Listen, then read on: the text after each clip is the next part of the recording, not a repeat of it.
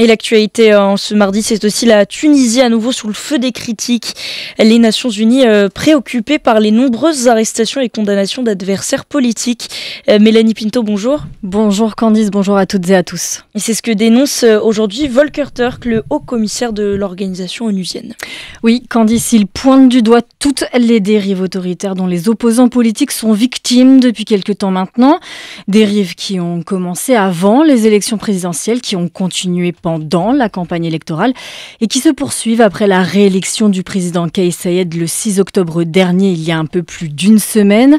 La Tunisie fait face à une autorité chronique révélée par plusieurs symptômes concrets. Tout d'abord, l'arrestation de centaines de candidats potentiels, de membres de leurs équipes de campagne, mais aussi d'autres personnalités politiques, pour des motifs allant de la falsification de documents électoraux à des accusations liées à la sécurité nationale, rappelle le Haut Commissariat.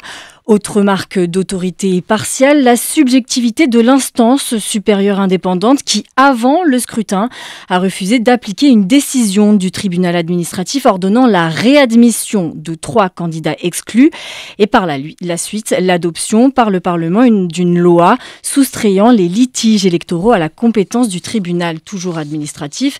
Et bien sûr, rappelons aussi que cette dernière année, de nombreux journalistes, défenseurs des droits humains, des juges ou même des avocats ont été pris pour cible. En bref, une liste d'actions oppressantes pour les Tunisiens qui ont boudé les urnes.